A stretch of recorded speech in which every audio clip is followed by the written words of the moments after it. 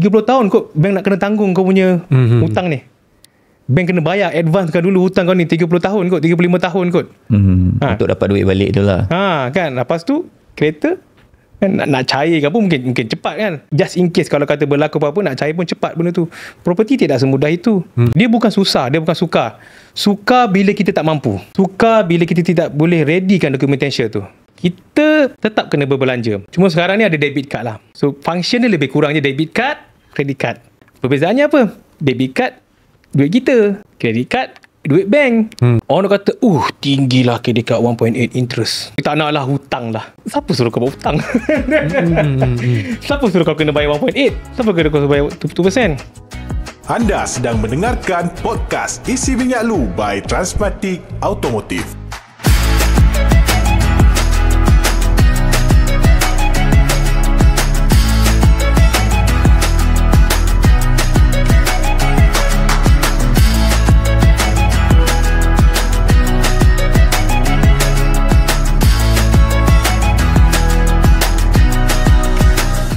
Baik, Assalamualaikum. Jumpa balik dalam Isi Minyak dulu untuk segmen kedua ni, yang kita janjikan lebih kepada kewangan, pengurusan dengan bank, pinjaman dan sebagainya lah.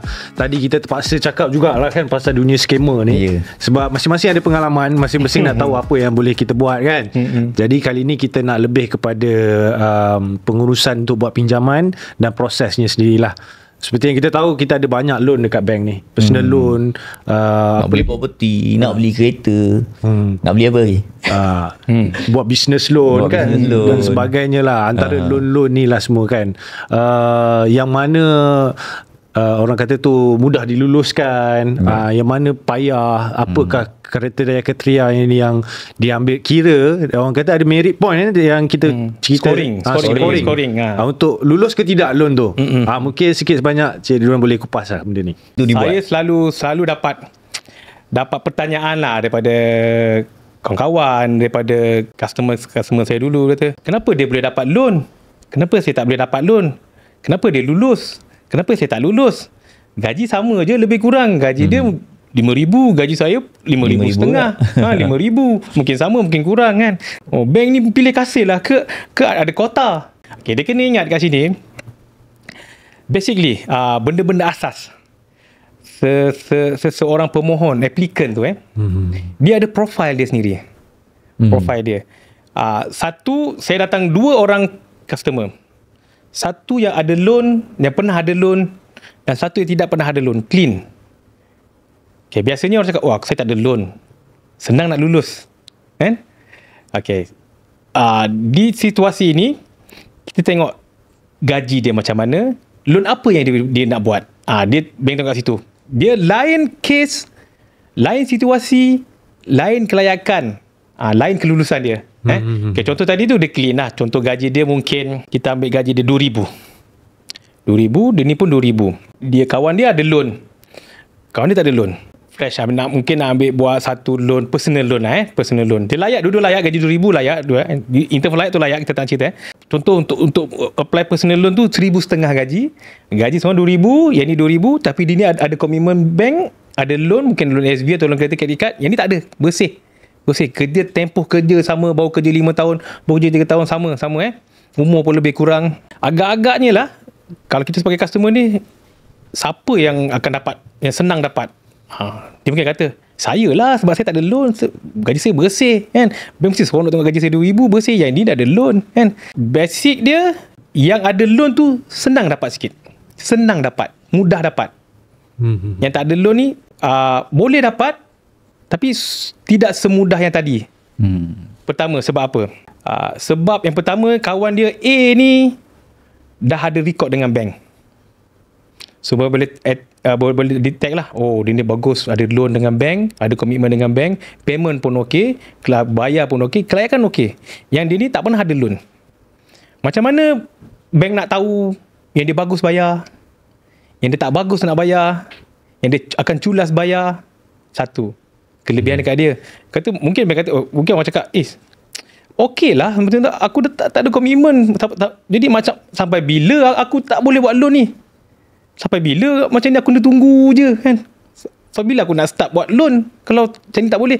Bank akan bagi, mungkin yang kawan yang ada loan tadi tu boleh minta 5,000 lulus. Sebab gaji sama, sebab dia ada record. Dia ni boleh bank bagi tapi 1,000 sahaja. Risiko lah. Ada risiko. Potensi dia untuk dapat sama dengan yang ada loan tadi susah. Sebab satu tadi saya kata tadi, dia ada record dia okey semua, dia ada record dengan bank. Yang ni tak tahu lagi, okey kita boleh bagi tapi 1,000 untuk starting. Mungkin akan datang ada time period dia, lepas setahun ke apa, datang balik ke bank nak refinance ke, nak top up loan, okay, kita boleh start balik. Betul ke juga ni tadi dah sebut alang-alang personal loan ni kan? Saya ada terdengar jugalah personal loan antara loan paling mudah untuk diluluskan. Betul ke? Sebab apa? Dia mudah, tidak mudah berdasarkan documentation. Apa-apa pun berdasarkan documentation. Jika dia layak, contoh tadi yang gaji 2,000, layak untuk 5,000, documentation complete, dapat. Jika gaji dia 2,000 juga tapi dokumen tak boleh bagi, contohnya mungkin gaji dia 2,000 tak ada deduction EPF, kan? Syarat-syarat tu perlu ada walaupun gaji dia ada di situ. Mungkin satu company dia tak steady, mungkin gaji dia bayar cash. Dekat situ dia panggil scoring tu tadi tu. Scoring ni yang akan menilaikan sesuatu profile tu, sesuatu applicant tu layak atau tidak layak. Layak berapa atau lebih atau kurang. So maksudnya kalau company bayar gaji kita, kalau kita terima dalam cash dengan terima masuk dalam bank, dia ada beza scoring kat situ. Sebaiknya saya galakkan kita sebagai pekerja, kalau company tak nak juga tolong kita bank inkan duit tu, transferkan duit tu, kita bank inkan duit tu. Gaji kita bank inkan ke bank. Maksudnya skor ada beza lah kalau gaji cash lain. Sebab apa tak nak gaji dengan bank, tapi kau nak buat loan. Loan bukan bank. Sebab saya tak nak lah bang, susah lah tuan, susah lah cik, gaji dekat bank semua, nanti saya nak bagi bank semua. Tapi kita nak buat loan. Tapi kita perlukan bank. Saya bukan nak meremehkan ke nak menjengkelkan benda ni, bukan. Tapi kita kena ingat persepsi bank ni. Persepsi bank tu sendiri. Kau tak trust dekat bank, kau tak percaya dekat dia, tapi kau nak dia. Macam tu lah kita harap, kita nak orang tu, tapi kita tak percaya dia. Persepsi tu. Tapi relationship kita kenalah ada. Saya educate kawan-kawan saya, customer saya dulu. Kita nak buat loan ni, macam kita ni student, kita nak jawab exam. Exam berapa passing mark? Contoh nak dapat A 80, nak dapat B 70, nak pass 40. Macam tu juga dengan kita nak memohon loan. Setiap loan tu ada scoring dia. Dafiq bagi contoh tadi, gaji cash dengan gaji bank. Kalau gaji cash mungkin skor dia 1 saja. Kalau gaji dia melalui bank, dia dapat 0.5. So kita nak skor application ni, passing mark dia kena 80%. Kita satu, member kita dah 5. So mana akan cepat dapat? Itu contoh-contohnya lah. Beside that, selain daripada itu, yang payment culas ke tu, itu memang directly akan gagal lah kan. Macam kita SPM tak lulus bahasa Melayu, akan reject lah. Sama juga lah, kalau kita ada loan, kita tak bayar loan, bank akan reject terus walaupun kita tadi gaji cash ke, gaji 2,000 ke apa. Itu kalau kita tak ada record tak bagus, akan reject lah. Tapi scoring, dia panggil scoring. Apa-apa pun kalau kita tanya, bank akan cakap scoring. Bank akan check scoring dulu cik. Bank akan check scoring. Scoring ni ada bermacam-macam jenis lah. Ada bermacam-macam lagi faktor scoring ni sebenarnya mempengaruhi. So pucuk pangkalnya documentation, rekod yang ada dengan bank, kelayakan tu semua akan dikira dalam scoring. Betul. Itu benda basic lah. Benda basic. Kalau kata contoh untuk loan ni gaji mesti 5,000. Kalau gaji kita tak sampai 5,000, 4,000, akan reject lah. Loan debt memang tahu-tahu dah akan reject, terang akan reject kan. Tapi gaji 5,000. Yang tadi itulah gaji cash ke, gaji bank ke, gaji melalui bank ke, benda-benda macam tu, yang point-point tu. Yang untuk scoring tu. Baik. Antara loan yang paling complicated lah, orang kata, kalau mungkin ada orang nak buat loan bisnes ke dan sebagainya ke, apa-apa saja loan lah, ataupun adakah semua loan ni sama je sifat dia dalam segi pengurusan dan documentation? Contoh loan nak beli kereta sama je macam nak beli rumah ke, ataupun dia lain sikit ke, dari segi kepayahan dia tu untuk kita dapatkan? Preparation lah, documentation tu. Documentation ni memang bergantung pada loan apa jenis loan yang kita buat. Personal loan lain, ASB loan lain, credit card lain, yang macam lebih detail lagi, lebih deep lagi, lebih particular lagi, property, business loan. Sebab dia biasanya benda-benda loan macam ni dia melibatkan satu jumlah yang besar. Kalau personal loan berapa je paling besar pun, mungkin RM10,000, RM50,000, RM200,000. Kalau kata ASB loan pun kan, ASB loan dia secured sikit. Sebab tu bank boleh just bagi IC ataupun mungkin sebulan gaji pun dah cukup kan. Atau gaji tak cash ke, gaji masuk bank ke, sebab dia secured. ASB dia jenis CJ. Risiko bank untuk tanggung kerugian tu kurang ataupun tak ada mungkin kan. Tapi kalau kata besar loan tu, property tu lagi besar lah, lagi besar komitmen dia, lagi besar documentation dia. Kita tak boleh samakan orang nak apply personal loan, orang nak apply credit card dengan orang nak apply property kan, nak apply loan rumah, nak apply pejabat, nak apply business loan. Kita tak boleh samakan documentation tu. Lain-lain documentation. Dia punya kelayakan pun lain-lain kan. Bila kelayakan lain-lain, documentation pun lain-lain. Property pun lain-lain. Maksudnya loan tu lain-lain. So kita tak boleh samakan, tak boleh nilaikan benda tu. Macam ada, kita buat perbandingan yang biasa orang buat loan lah, property dengan kereta. Jadi untuk kenderaan ni, contohlah let's say lah kereta tu harga RM300,000, property tu harga RM300,000 juga.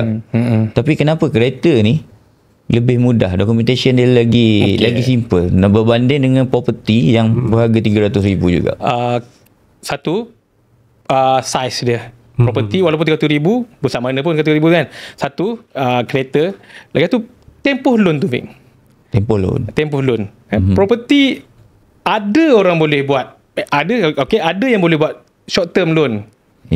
Sama dengan maximum loan untuk dipanggil high purchase. Kereta ni panggil high purchase Maximum berapa high purchase ni? 9 kan? 9 tahun.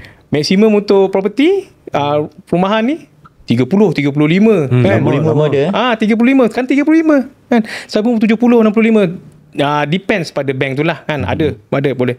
Jadi logik tak documentation tu berbeza?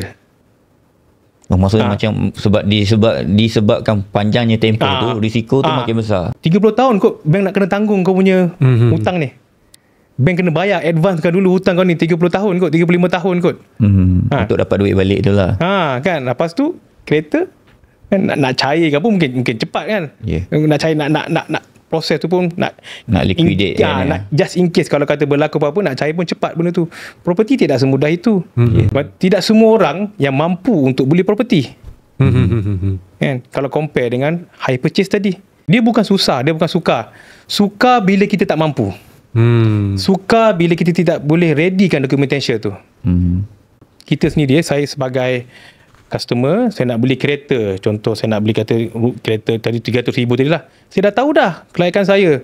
Mesti ada certain. Contoh RM10,000 ke RM5,000 ke. Takkan gaji saya RM2,000, saya nak apply RM300,000 dulu tadi. Jadi saya dah tahu. Jadi mudah tak untuk saya nak sediakan dokumen tu. Itu juga property tadi. Kenapa bank susah nak bagi? Dia bukan susah. Kita dah tahu dah. Kita nak beli rumah, nak beli property, nak beli bangunan, nak beli pejabat. Kita kena persediakan dokumen tu. Macam mana kita nak sediakan dokumen tu, kita kena tahulah. Documentation untuk beli kereta biasanya tak banyak macam untuk beli property. Macam property, dia perlukan macam geran, lokasi tempat. Betul. Macam-macam lah kan. So lagi satu, kalau kita beli property ni, property kita kena ingat lah, beli property, ada property yang masih lagi dalam projek, ada property yang dah ready kan, ada property yang belum buat apa-apa lagi pun, dia dah launch, dia dah open untuk public kan, nak jual rumah kan. So dekat situ kita biasa dengar rumah-rumah yang ada under construction ni terbengkalai, separuh jalan, lambat siap kan. Ada sebab mengapa documentation dia terlalu renyah. Kan, kalau kita nak beli rumah under con, kita kena tahu, bank kena tahu developer mana, rumah ni apa projek. Sebab tu dokumen tu dia akan minta. Dia kata macam susahnya. Beside that, nak tahu kelayakan kita juga kan. Tapi kadang-kadang kita tahu dah ada documentation yang macam aku nak beli kereta tak ada pun nak tanya aku geran kereta ke apa, kereta color apa ke, kereta ni bila siap. Walaupun kita booking kereta sekarang, kereta tu siap lagi 5 bulan 6 bulan kan. Tidak pun semudah ni. Tapi bila minta loan rumah nak apply property jadi macam ni. Sebab banyak kes-kes kita kena banyak kes-kes dalam keadaan ekonomi sekarang. Even dulu pun sebenarnya banyak kes-kes yang rumah tak siap tapi loan dah lulus. Loan dah lulus, siapa kena bayar tak loan tu? Walaupun rumah tu tak siap, walaupun rumah tu terbengkalai. Kita nak tanya, rumah tu kena bayar tak? Dalam fikiran tu kena bayar tak kena bayar loan tu? Kena kot. Kena bayar. Rumah tak siap lagi. Tapi rumah tu dah terbengkalai. Alamak. Ini saya cerita pasal basic je lah. Walaupun rumah tu terbengkalai, tak siap, loan kita dah lulus 2 tahun lepas, kita dah kena bayar interest ke whatever ke, tetap kena bayar sampai tempoh kita habis tu. Contoh 20 tahun lah kita kena bayar walaupun rumah tu tak siap. So maksudnya kalau rumah under construction ni, walaupun rumah tu piling pun tak tanam lagi, tapi loan dah lulus, so bank dah lepaskan dekat pemaju. Ya, dah lepaskan lah. Betul. So maksudnya yang siapa yang buat loan tu dah perlu start bayar. Dah start bayar, dah sign agreement whatever semua tu, dah lulus kata, kena bayar lah. Contoh 5 tahun pertama kena bayar interest ke, lepas tu kena bayar sikit ke separuh ke apa, kena follow letter offer tu sampai kata 20 tahun. 20 tahun lah kena bayar, walaupun rumah tu tak ready. Cakap sampai abang jangan mampus lah kata kan. Dari situ saya nak kata balik, sebab apa complicatednya nak buat loan property ni. Susahnya nak buat loan property ni, banyaknya leceh, fed up lah aku lah. Itulah tadi cerita tadi lah. Tengok bila loan panjang, kalau kereta dengan kereta, property saya tengok lain. Bila kereta, loan lagi panjang, interest saya lagi rendah. Kalau loan pendek, lagi tinggi interest. Sebab tu kata loan pendek dan jumlah loan tadi tu. Dia mempengaruhi benda tu. Kalau beli cash lagi lah, tak divorce dengan bank lah kalau beli cash kan. Tapi saya difahamkan kalau property lain. Property bila loan lagi panjang, lagi tinggi interest rate. Betul ke? Untuk property ni dia memang long term. Dia memang long term. Bila loan tu panjang, dia akan collect dengan jumlah loan yang besar, dia akan ada income lebih tinggi. Dia nak fikir dekat situ. Dia akan fikir dekat situ untuk property ni. So dia boleh jadi lain untuk property lah. Sebab property memang selalu bermain dengan loan yang panjang. Betul. Jarang yang besar. Sebab tu dalam loan, dalam mortgage loan dia panggil, housing loan, mortgage loan. Kita ada as a customer, as a client, kita ada option untuk pendekkan tempoh loan tu dan pendekkan tempoh principal tu. Ini Cik Ridwan kena buka rahsia. So ni contohnya untuk property tadi tu, kita dah dapat property 300,000 tadi dengan sejumlah dalam 1,500 sebulan kan, 30 tahun 30 tahun kita bayar 1,500 sampai 30 tahun. Tapi dalam in between contract tu, contoh tahun ke-5, tahun ke-10 kita dah steady, kita ada sejumlah cash. Kita nak kurangkan principal loan rumah tu tadi, property loan tu. Kan, setiap yang berjalan loan tu dia akan reduce. Tapi kita ingat setiap jumlah monthly installment yang kita bayar tu ada jumlah principal, ada jumlah interest. Untuk starting mungkin 10 tahun pertama, 5 tahun pertama, 1,500 yang kita nilai kata bayar installment tu, mungkin 200 saja kepada principal. 1,200 lagi kepada interest. So untuk 10 tahun pertama, 5 tahun pertama, saya tak ingat dah benda tu, tapi ini konsep dia lah. So jumlah interest lebih tinggi daripada jumlah principal. So kita kata saya dah bayar 10 tahun dah, rumah 300,000 baru 280 je menurut saya. Orang duk fikir, tapi orang tak fikir sebenarnya macam mana calculation tu kan. Tapi jika dalam tengah-tengah kontrak tu kita ada mampu untuk bayar, kita tak tahu nak buat apa duit ni, kita dam ke principal. Boleh letak kat principal. Boleh letak kat principal. Instead of mungkin 1,500 tadi tu, dia akan dikalkulate balik. Contoh tahun ke-10 kita bayar, kita ada 200,000 kan. Jumlah kita pergi bank masa tu ada 290,000 lagi. Walaupun asalnya loan 300,000, kita dah bayar 10 tahun, loan tinggal di bank 290, 10,000 je luar kan. Macam mana nak buat ni kan? Kita ada 200,000. Kita dump tu 200,000, tolak principal. So baki kita tengok apa? 90,000. Oh, jadi dia akan jadi 90,000 tu kita ada option. Nak pendekkan tempoh 30 tahun tadi, genapkan 92 ataupun reducekan monthly 1,500 tu. Tapi macam mana kita boleh minta ngebank ke ataupun Boleh. ataupun memang benda tu automatik? Tak. Kita kena request upon request. Kalau kata kita tak request, bank akan tunggu 30 tahun lah.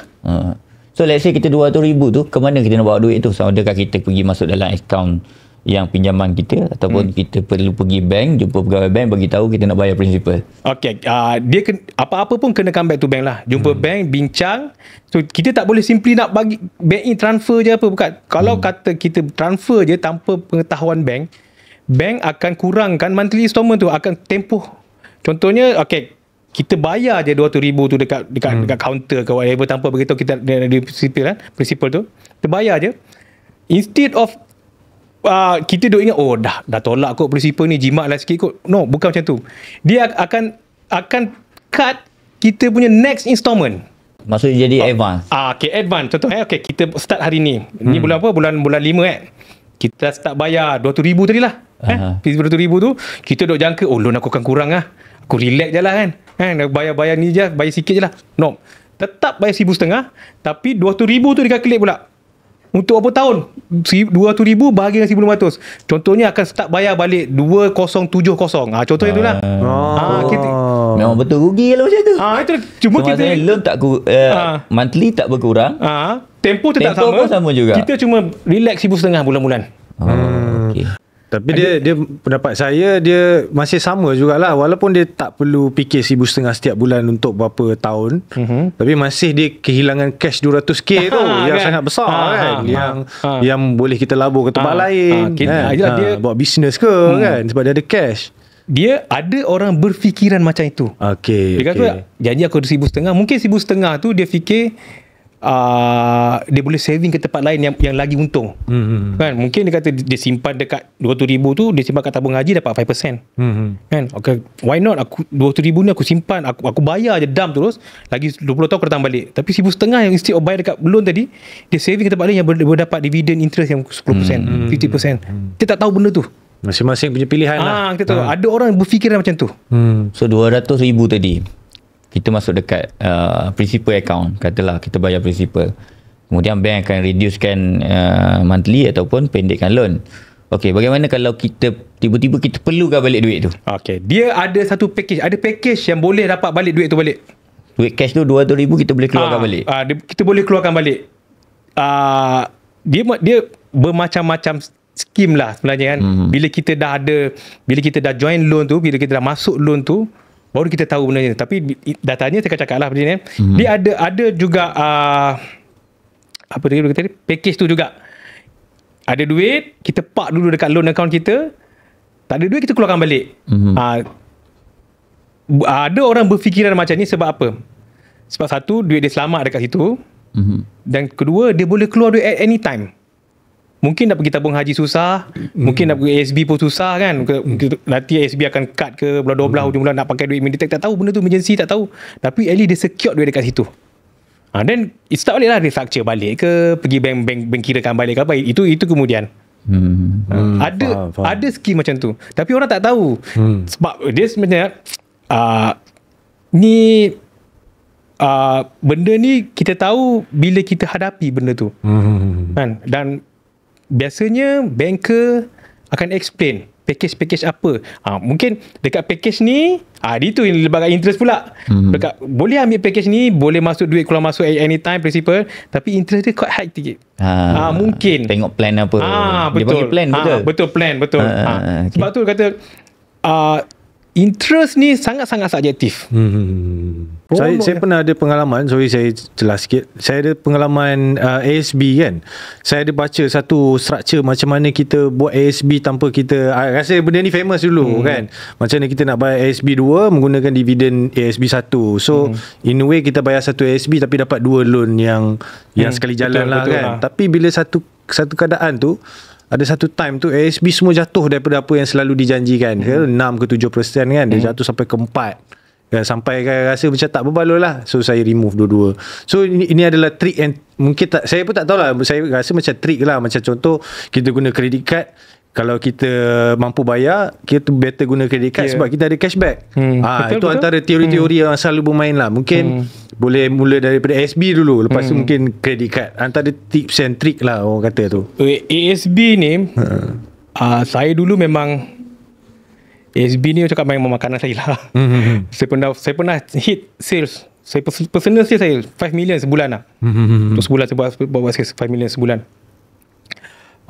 Saya suka sharing pasal ASB masa saya kerja dulu. Saya suka sangat.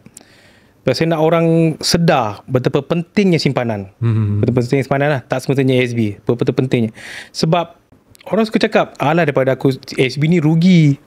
ASB ni rugi kan. Lepas tu saya tanya balik, kalau tak simpan ASB simpan kat mana? Tak simpan pun. Tak simpan. Kalau tu saya simpan dekat mutual fund mungkin kan. Saya simpan dekat tabung haji kan. Saya simpan whatever, saya buat investment ke apa, okey. Itu okey kan. Tapi tak sure lah, kata kawan saya kata rugi ni SB. Buat rugi SB. Kawan tu ambil tak? Kawan tak ambil. Tapi dia duduk dengar rugi simpan SB, rugi simpan SB. SB loan lah maksud cik. SB loan lah kan.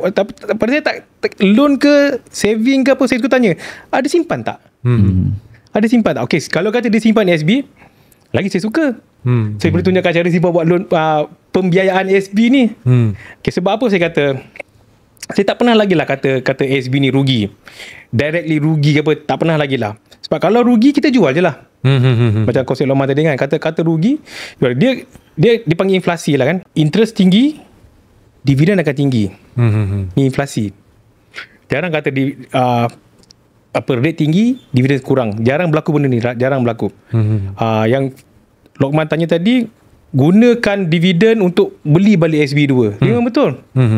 Limit kita, saya dulu zaman saya kerja dulu, limit kita seseorang ni, individu ASB adalah 200,000. Tapi ada satu masa tu kita boleh dapat 400,000, boleh gandakan 200,000. Masa tu memang saya seronok sangat educate orang untuk simpan, untuk buat pembiayaan peribadi ni. Daripada mana? Daripada dividen SB dia. Contoh kita mampu simpan 1,000 sebulan, bukan dengan pembiayaan SB lah. Ni saya cerita buat SB, nanti orang kata saya bias kat SB. Tapi kalau tak ada simpan benda lain, ini cara dia kan. Contohnya kalau kita simpan 1,000 sebulan dekat SB tanpa buat pembiayaan peribadi, berapa kita dapat setahun? 12,000. Kan? 12,000 kali dengan kita ambil 5%. Dalam 600 dividen dia. Lebih kurang 600 Itu kita tapau terus. Kita simpan 1,000 sebulan ni. Januari, Februari, March, April, 1,000. End up Disember kita dapat 12,000. Kita kali je lah 5% kan. Kalau nak senang ambil besar sikit 10%, dapat 1,200. Tapi adakah dividen kita daripada 12,000 tu? Bukan. Januari 1,000. So dividen 10% pada 1,000 Januari tu. So dia tak kira tu daripada 12,000 tu. So itu satu kerugian dia dah.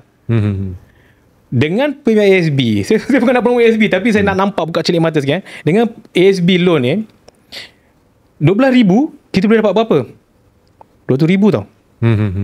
Sijil 200,000. Which is 200,000 tu dah ada dah, dividen 200,000 tu dah secure dah. Kita bayar 12,000, so dapat dividen 10% daripada 200,000. 20. Faham. Dengan jumlah sama 1,200, saya nak cakap jumlah kita simpan 1,000 tu jangan cakap benda lain lah. Kita basic. Jumlah 1,000 je simpan, yang tak dapat pun dalam 5,000 pun. Dia calculate dia punya calculation dia, calculate monthly, credited yearly. Itu si fair dia lah. Ni kita beli SB, buat saving RM1,000, dah dapat dah 20,000 dengan 500 tu. So dividen 20,000 tu, dulu saya kata jangan guna lagi untuk tahun pertama, gandakan untuk sijil yang kedua pula. So 200,000 maksudnya bulanan dah 2,000 lah kan. So next year dapat calculation 40,000 dah. So jangan guna je, manipulate je benda tu. Ambil dividen daripada ujung tahun tu, guna dump terus monthly kalau tak mampu untuk bayar monthly 2,000 tu. End up lepas 20 tahun solid 400,000. Maksudnya yang kalau 200,000 tu tak boleh keluar kan. Tak boleh ambil. Tapi dividen boleh keluar. Dividen boleh keluar. 200,000 walaupun kita dah bayar, contoh kita dah bayar, kalau kita tengok outstanding kita ada lagi 100,000. Yang 100,000 tu, let's say kita boleh keluarkan batal je lah. Oh, kena batal CJ tu. Batal lah. Kita kena ingat konsep loan ni, walaupun kita bayar interest lebih ke, principal lebih ke, tetap akan susut. Dia different dengan rumah, kereta. Sijil tu dah secured, contoh 200,000 tadi kan, kita dah bayar 10 tahun. Kita dah bayar loan ni. Walaupun susut 50,000 pun kita bayar, 200 tolak dengan 50,000, untuk balance tu 150,000, so 50,000 cash tu kita boleh dapat. Salah satu cara tu menyimpan juga ni. Yalah. Yakinkah kita simpan sendiri ni? Faham. Yang kita boleh keluar hari-hari, bila anytime, at any time. Dia kena ingat konsep pembiayaan ASB ni, forced saving. Betul. Memang betul. Saya suka sangat ASB ni, tapi waktu saya decide to cut off bila PKP, bila COVID. Kan COVID kan semua orang memerlukan saving juga. Betul, kan. Kita tak boleh buat kerja, so saya nampak macam saya terpaksa pull out lah untuk ASB. Tapi dan waktu tu pun dividen dia jatuh sangat rendah lah, betul. Sebab ekonomi kan. Betul, inflasi lah tu. Inflasi kan. Sekarang rate berapa tahun ni agak-agak? Saya agak-agak. Saya rasa dividen ni apa? Dividen dan rate 3 lebih saya tu. 3 lebih. 3 lebih, sorry, 200,000 3.5 je saya. Okey. Agak rendah lah. Dia punya interest dividen. Interest rate. Interest. Oh, interest. So baru ni kawan saya ada juga, memang ada kawan-kawan saya, klien saya lama-lama nak tanya saya pasal loan semua. Jadi saya ada dengar, saya ambil tahu jugalah. Saya tanya kawan saya, sekarang rate banyak ni. Kadang-kadang banker pun, kawan-kawan saya dah driver manager, dia push saya suruh cari customer. Saya pula nak kerja untuk dia, cari customer untuk dia. Ada komisen lah. Tak tahu lah ada komisen ke apa, dia kopi tak tahu. Tapi biasanya saya kata saya ni lemah sikit lah kalau minta tolong. Saya lemah sikit. Kalau kawan-kawan nak kawan-kawan saya yang kenal kan, saya lemah sikit lah. Saya pernah rasa dulu zaman nak cari sale susahnya kan. Saya rasa itu. Tapi ASB ni, apa yang kata, saya suka sharing ASB. Saya suka sharing ASB sebab salah satu cara untuk kita menyimpan kan. Kalau tak ada ASB pun tak apa. Saya suka kata tak nak ASB pun tak apa. Tak apa cik, tak apa tuan, tak apa puan, tak apa. Tapi dekat mana cik simpan? Saya ada akaun gaji je. Jauh beza dengan akaun gaji. Kita simpan 100,000 dekat akaun saving kita. Berapa sen je dividend interest kita dapat? Kenapa kita ada saluran yang boleh tanpa risiko yang tinggi, terjamin kan? Dah proven pun tak pernah lagi lah saya tengok ASB ni menyusahkan orang. Ni saya rasa kita pergi ke topik, kita pun cerita panjang dekat 2 jam ni kan. Topik yang baik kan. Saya kata kat Dafiq, 30 minit okey kot sebenarnya ni. Tu dia kata, tak mungkin lah. Dia kata saya macam tu balik. Betul. Ni saya nak ambil topik general sikit lah kan. Yang mungkin dari segi sudut financial, tuan sendiri boleh bagi advice ataupun pandangan sendirilah. Kalau kita baca antara buku-buku yang famous dalam kewangan ni, macam contoh Rich Dad Poor Dad kan, Robert Kiyosaki pernah cakap, which is dia kaya dengan hutang sebenarnya. Dia menggunakan loan untuk bina aset dia, dan dia rasa kalau orang tak guna loan dalam membina financial dia adalah satu tindakan yang bodoh. Macam mana komen tuan sendiri? Tadi kita ada share kan? Apa kelebihan orang yang buat loan dengan kelebihan orang tak ada buat loan untuk akan datang. Mungkin sekarang dia tak fikir kan, kata tak payahlah loan, aku buat sendirilah. Kalau dia perlukan loan, nak start balik lambat. Dia nak sekarang mungkin 2-3 bulan lagi kan. Okay, tutup credit card. Satu pun saya suka sharing lah. Saya tolong orang kan tu. Nak educate orang. Benda-benda macam ni, banker, dia bukan cakap kosong. Dia kena pergi kursus, kena pergi training, kena pergi tahu apa kita kena explain dekat klien, dekat customer kan. Yang orang tak tahu, yang orang nampak negatif kan. Credit card, orang kata tinggilah credit card 1.8 interest. Tak nak lah, hutang lah kata. Berarti saya, siapa suruh kau buat hutang? Siapa suruh kau kena bayar 1.8? Siapa kena kau bayar 2%? Okay, kita tetap kena berbelanja. Cuma sekarang ni ada debit card lah. So function dia lebih kurang je debit card, credit card. Perbezaannya apa? Debit card, duit kita. Credit card, duit bank. Dengan certain limit yang kita dapat lah. 5,000, 10,000, 3,000, 20,000 kan. Duit yang bukan kita punya. Paling tinggi, paling rendah berapa? Sekarang 3,000 kot. Dia 3,000 ada. 5,000 pada. Dulu masa start dulu 1,500 pada dulu. Dia tak suka ada. 3,000 lagi kot, 3 atau 5,000 lah. Untuk starting buat relationship kan. Tu yang gaji basic lah tu, yang 2,000 tu. Okay, mana tadi? Orang kata interest tinggi lah credit card. Tu tak, credit card ni satu prestige untuk orang yang ada credit card. Adakah semua orang boleh dapat credit card? Tak kan? certain gaji boleh dapat credit card. Perlu ada, dulu saya suka kata dekat klien, kat customer dia, perlu ada at least satu credit card. Just in case kalau emergency, tak ada duit ni kan. Contohnya emergency hospitalized. Kita kena masuk hospital. Even kita ada insurance protection, tapi untuk deposit tu kena ada cash. Kena bayar dulu. Saya dulu wife saya masuk hospital pun, dia nak initial deposit. Ada certain amount lah kan. Tak ada cash. Kalau just imagine kalau tak ada cash, kita ada 500. Kita sebenarnya boleh bayar deposit 500, tapi gaji kita nak tunggu. Betul. Hujung bulan, ni berapa bulan ni, hari 20 kan, tak gaji lagi ni. Boleh tak saya tunggu gaji? Boleh tunggu gaji. Gaji dah masuk hospital. Tapi kita nak masuk hospital ni, kita bukan tak boleh bayar. Kita tahu insurans boleh cover, tapi saya tak kata hospital dia nak juga deposit. Betul. Dia kan 300, 500 ada. Benda tu refundable. Kan?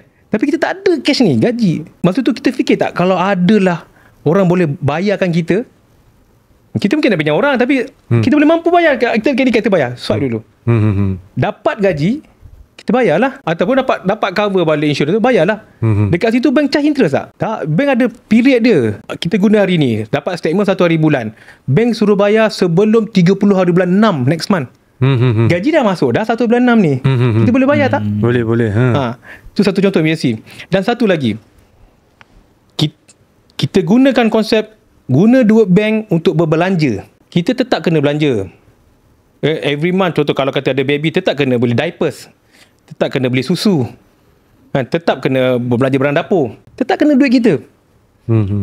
Jadi waktu kita nak beli tu ada promosi. Diapers waktu sebelum gaji RM30. Tapi bila harga normal dia RM50. Banyak beza tu. Aku nak tunggu gaji, nanti tunggu gaji, dah gaji tak ada promo. Dekat mana kita dapat duit? Credit card, kita spend credit card, tapi kita still kena beli, betul tak? Barang-barang tu still kena beli. Ujung bulan, kita nak tunggu ujung bulan ni, tapi tak ada promo, dah rugi RM20 dekat itu. Banyak tu pada saya, banyak. Tapi kalau kita ada credit card, kita bayar dulu. Belanja, dapat gaji, kita bayarlah. Contoh kita spend bulan tu dengan credit card kita RM500. Itu yang kita kena belanja pun sebenarnya, RM500 ni. Bila gaji kita belanja banyak tu juga. Tanpa ada credit card pun kita kena belanja RM500 juga. Tapi bezanya dengan RM500 yang ada promosi, dengan RM500 kita spend tak ada promosi. Lagi banyak barang kita dapat. Faham. Lepas tu dapat statement RM500, bayar tu RM500. Bank nak charge apa? Ada tarikh dia lah. Kalau kita bayar sebelum tarikh tu, interest tu tak dikenakan. Tak dikenakan. Kita bayar, kita spend hari RM500, dapat bil 1 bulan 6, bayar sebelum 30 bulan 6. Tapi gaji kita dah sampai dan 1 bulan 6 ni. Kita masa gaji lah baru kita nak beli. Tapi kita dah beli barang dah sebelum itu. Tetap kena spend juga. Kebiasaan dia, tempoh dia berapa lama daripada, maksudnya contohlah kita dah gunakan yang 500 tadi tu.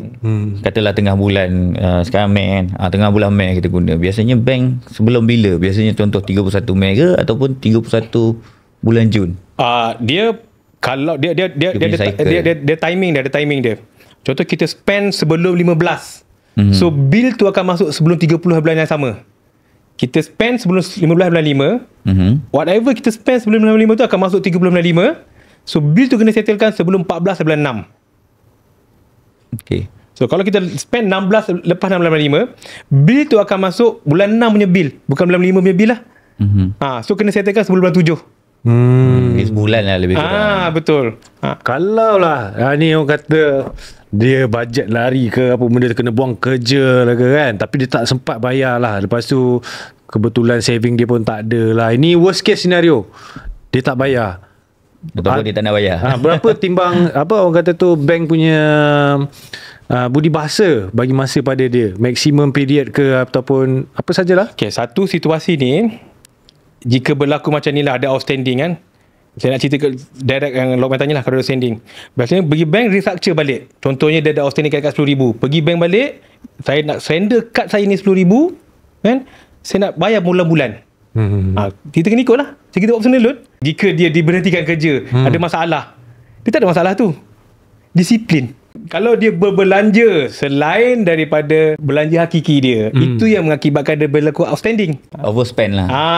Overspend tu. Okay, saya dah kata tadi, kenapa ada perlu credit card? guna masa emergency.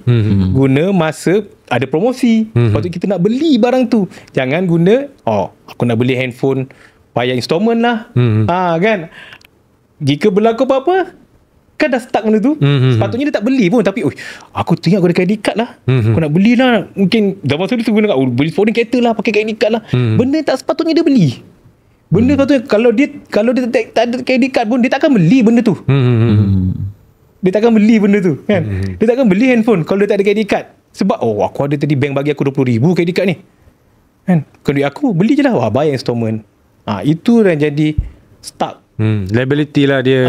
Setiap bulan tu komitmen. Dia perlukan disiplin yang disiplin yang tinggi lah. Disiplin dan self control. Ni self control kena kuat. Betul. Iman kena kuat lah. Betul. Dia boleh manipulate credit card tu. Tu kata dekat situ, ini yang joke lah, joke masa saya pergi training tu, dia kata bank, ini yang merugikan bank. Bank dulukan duit bank untuk beli barang, tapi bila sampai kutip hutang dia bayar penuh. Bank nak collect dekat mana ni? Faham. Dapat cashback pula tu. Dapat reward lagi tadi. Kita mula-mula reward tadi tu, dapat reward lagi. Every single ringgit yang kita spend tu ada reward 1 point atau 2 point. Boleh claim. Kawan saya dia claim every year travel ke overseas guna point. Jadi macam kad yang isi minyak tu kan. Betul. Point dia tu. Itu mungkin certain kad lain-lain the privilege dia. Mungkin kita walaupun kita ada members, contoh dekat Petropam Kuning kan, members kad lain bukan credit card, member setiap RM1 kita dapat 1 point. Tapi bila kita spend credit card kita dekat Petropam Kuning tu, RM1 kita dapat 10 point. Tambah lagi kita boleh redeem. Dekat mana ruginya credit card? Rugi kalau tak disiplin je kot. Itu apa kes pun kalau tak disiplin ni. Rugi tak yang ada credit card? Rugi tak orang tak ada credit card dekat situ? Dia tetap kena kena guna, kena beli, kena bayar petrol pump, kena bayar petrol, tetap kena bayar, tetap kena. Macam mana pun dia kena. Kalau kata tak ada card, dia kata RM50 pergi kaunter RM50. Dia tak cakap lagi, dia dah jimat masa tak queue. Ya. Tap je jalan. Dia tap jalan ni boleh je kan. Betul. Saya bertanya ni tu pun tadi sebab saya nak ke arah yang seterusnya adalah bankruptcy. Nak tanya sikit lah benda ni. Kita sebelum kita tutup kan, mungkin semua kita dah cerita pasal loan, kita dah cerita pasal ASB, credit card, pengurusan kewangan, tabung haji dan sebagainya. Apa kata ni kalau worst case scenario seseorang itu bankruptcy, apakah yang dia akan lalui? Mungkin benda ni tak dikupas lalu kan. Untuk tujuan ilmu mungkin tuan sendiri boleh kongsikan. Okay. Bankruptcy ni kita tak boleh buat apa dah sebenarnya. Tapi sebelum ia berlaku, dia dah tight sangat ni, tak boleh apa-apa dah. Cara ni tak boleh, surrender tak boleh. Last solution kita sebelum bankruptcy, AKPK je lah. AKPK kita declare. AKPK boleh bantu kita. Tapi once dah bankruptcy, kita tak boleh buat apa dah. Kita tak boleh nak agak lah. Apa pun dia tak boleh buat apa dah. Tapi sebelum bankruptcy tu ada cara, ada solution yang kita perlu tahu. 3 AKPK declare je. So AKPK akan solve benda tu. Kita tahu apa komitmen kita, apa income kita, dan apa yang dia boleh bagi advice kat kita. AKPK lah. Kalau kata in terms of bankruptcy, kita tak tahu mana tanya apa, tapi kalau dah bankruptcy, kita kena disiplin je lah. Bila jadi bankruptcy ni, apa yang saya faham, satu akaun je boleh ada, lain semua kita punya harta benda tak boleh dimiliki. Sebelum jadi bankruptcy kena pindah milik, cepat-cepat pindah milik ke apa. Kena macam tu. Itu saya tak godit sangat benda tu. Sebab saya bertanya ni pun ialah satu untuk dapatkan advice AKPK sebelum kita declare bankrupt kan. Sebab saya pun baru bertemu kawan saya yang bankrupt. Dia ceritalah yang setiap payment dia kena melalui cash dah sekarang. Betul. Sebab kalau tidak bank akan tarik kan. Dan kalau masuk pun atas timbalan bank lah kan. Kalau dia nak ambil berapa persen semua, dia dah jadi ke tahap itu. Suasana bankruptcy yang itu. So untuk menghalang ke arah itu, macam tuan kata, pergi AKPK dulu. Jumlah bankruptcy ni dia bukan simply je nak bagi kita bankruptcy. Dia ada jumlah. Saya tak ingat dah sekarang. Dulu 200,000 kita ada hutang dengan 200,000, dia akan tak boleh bayar tertunggak lama, dia akan declare bankruptcy. Sekarang saya tak sure dah berapa. Dia ada certain amount dia. Ada certain amount dia lah. Tapi bunga tu dia boleh masuk interest tu boleh bertambah kan. Boleh bertambah. Kalau makin lama makin tinggi. Betul. Tapi once kita dah stop, dah declare, dia setakat itu sajalah yang kita perlu bayar. Perlu jelaskan. Jadi kalau berurusan dengan AKPK tadi, AKPK betul. AKPK. So AKPK akan tetapkan berapa kita kena bayar kan. Jadi ada katalah juta. Besar, amount tu besar. Tapi kemampuan bayar tu terlalu kecil. Macam mana jadi dengan duit bank tu? Adakah bank akan tutup mata je, duit ni aku dah tak dapat balik ni? Sebab tu tadi dia AKPK pun dia tidak akan sewenang-wenangnya untuk terima setiap kes tu. Ada certain amount dia based pada income kita. Contohnya income kita setakat ni, kami AKPK boleh tampung sejumlah ini sahaja. Jumlah loan walaupun kata komitmen dia 1 million, tapi AKPK kata kita compilekan boleh dapat 300,000 saja. So yang beza tu kena tanggung jugalah. Faham. Tapi sebelum sampai ke tahap tu, bincang dulu. Bincang dulu dengan bank. Macam dia kata, restructure balik. Carilah apa jalan pun, janganlah sampai balik. Restructure balik. Bankruptcy bukan penghalang segala-galanya. Ada usahanya lain. Ada usaha lain lagi. Usaha lain. Itu kira ikhtiar lah kan. Jangan down sangat. Okay. Faham. Banyak kita kupas ni. Panjang topik kita hari ni. Kalau ikut kan ada banyak lagi soalan ni kan. InsyaAllah kita akan jemput lagi Kita akan jemput next punya sesi. Sebab banyak lagi bank ni, banyak isu dia luas. Okey tuan, terima kasih banyak atas perkongsian hari ni. Harapnya nanti sudi lagi datang sebab InsyaAllah kita jemput lagi. Harapnya menyudikan diri. InsyaAllah. Maaf kita segmen kedua ni agak teknikal sikit kan. Untuk ialah kita betul-betul nak faham ni. Juga kami kat sini berbesar hatilah tuan sudi berkongsi ilmu dan sebagainya. Terima kasih banyak tuan ya. Sama-sama Dafiq, sama-sama ulama jemput saya. Terima kasih juga datang, insyaAllah. Kepada pendengar-pendengar podcast Isi Minyak Lu by Transmatic Automotive, terima kasih atas segala sokongan untuk musim keempat ni baru bermula. Jadi sebarang komen untuk penambahbaikan kami alu-alukan, dan kami di sini memang berniat untuk berkongsi ilmu, untuk mencari pengalaman untuk kami sendiri juga. Ya, betul. Jadi harapnya memberikan ilham dan pedoman pada yang mendengar dan memberikan kebaikan. Jadi ingat, isi minyak dulu kalau tak nak terhenti di tepi jalan, dan isi ilmu dulu supaya tak terhenti dalam kehidupan. InsyaAllah kita jumpa lagi dalam Isi Minyak Lu by Transmatic Automotive di sesi akan datang. Assalamualaikum. Assalamualaikum. Anda sedang mendengarkan podcast Isi Minyak Lu by Transmatic Automotive.